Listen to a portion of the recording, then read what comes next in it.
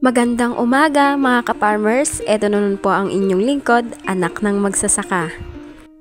Ang gagawin po namin ni tatay ngayon ay magbibilad ng palay dahil ilang araw din ay umulan. Buti nga po mga ka-farmers, bago po kami nag-ani ng palay ay nakapag-reefer na rin po. Hindi po siya gaanong nabasa, ang kaso nga lang po dahil dito po namin nilagay sa terrace namin ay naanggihan po siya ng konti, kaya sa tingin namin ni tatay ay nagkaroon na siya ng itim-itim kahit di pa po namin nakikita. Sa palagay po namin meron na po siyang itim-itim dahil sobrang init at may basa-basa pa rin siya kahit katirika na ng araw. Ilang araw na rin po ay matirik ang araw, mahal na araw din naman, kaso nga lang ayun nga po ay umuulan-ulan po dito sa amin. Mga ka-farmers, dito lang po kami magbibilad ni tatay sa amin gilid ng bahay. Yun po ay kahit kaunti ay magkakaroon man lang po ng kaginhawaan yung palay kasi nga po nabasa na siya. Ang ibibilad po namin ngayon ay 10 kaban lang po para naman po makabawas at 2 lang po kami kasi po wala po yung aming kasama dito sa bahay. Mga ka-farmers, kapag magbibilad po kayo ng palay na katulad namin, ay sisiguraduhin nyo po na wala pong bato-bato kasi po kapag nagpakiskis kayo ay mahahalo po ito at yun po yung makakagat po natin habang kumakain tayo. Farmers, nagkaroon na po siya ng itim-itim na ganyan, yan po yung nabasa. Ayan po, nagkaroon na rin po ng amoy pero nung naibilad po namin ay naging okay naman po. Nahalo-halo na rin po, 2 lang po kasi kami ni tatay kaya kaunti lang po yung aming ibibilad ngayong araw.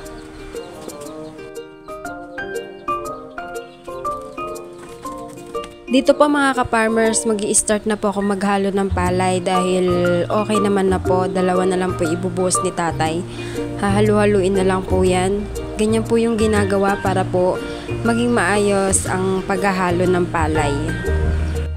Ganyan po mga ka-farmers yung ginagawa po namin ni tatay. Ayan po. Ganyan po yan. Sobrang hirap nga lang pong iusa dahil makapal yung pagkakabuhos kasi nga po maliit lang po yung naging bilaran namin. At sa susunod naman po ay magbibilad po kami sa highway, sa daan dito po sa amin, dun po sa pinakababa sa mga hindi po nadadaanan po ng mga truck kasi po pag nadaanan po ng truck madudurog po yung palay, masasayang naman po. Ayan po mga ka-farmers, ganyan-ganyan lang po yung ginagawa ko hanggat sa tinatakbo-takbo ko na at mahirap po siya talagang itulak. Minsan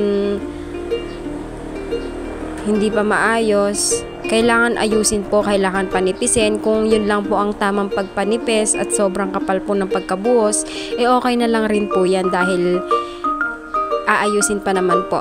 Yan po mga ka-farmers, ay tanghali na rin po dyan at ihahalo ko na rin po dyan mga ka-farmers kasi kailangan po halu-haluin po dahil nagkaroon po siya ng itim-itim, kaya yan, ayan po siya.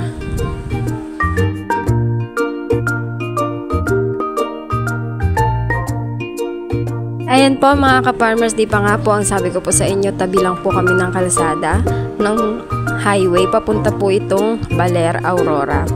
Ayan po, maghahalo na po ako dyan para po maging maayos po ang pagbibilad kasi kailangan po yan ay lumutong para ready to kiskis na siya. Ipapakiskis po namin yan.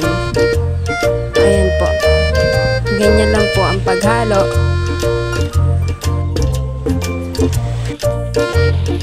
Dito po mga ka-farmers, nakita ko na lang po si tatay dyan naghahagis-hagis ng ganyan. Siguro para maging maayos yung pagbibilad namin ng palay. Kasi nga po, di ba po, nagkaroon siya ng itim-itim kaya kailangan halu-haluin talaga, magkaroon ng init siya.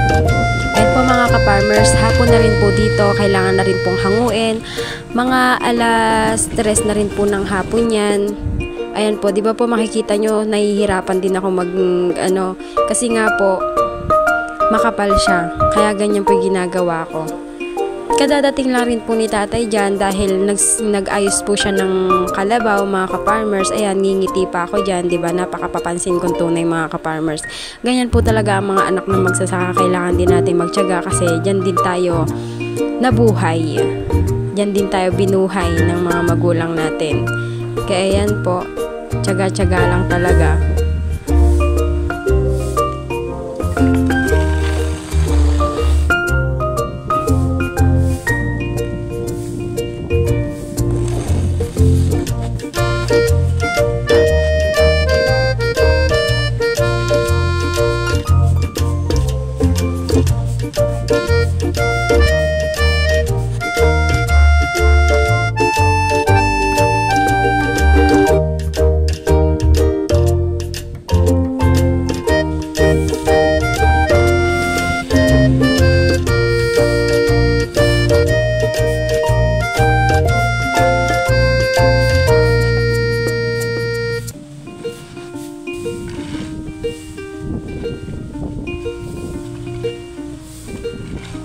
Ito yung mukha ni Luna. Nakadungaw. Hindi ka matawa dyan.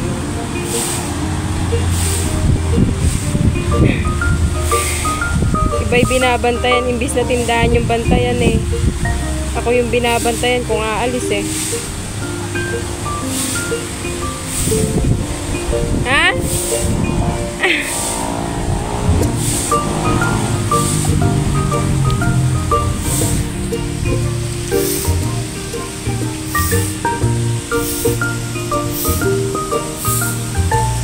Okay, Sabado de Gloria kaya mas marami rin kahapon eh, o ganun din sing maraming dumadaan Sabado de Gloria.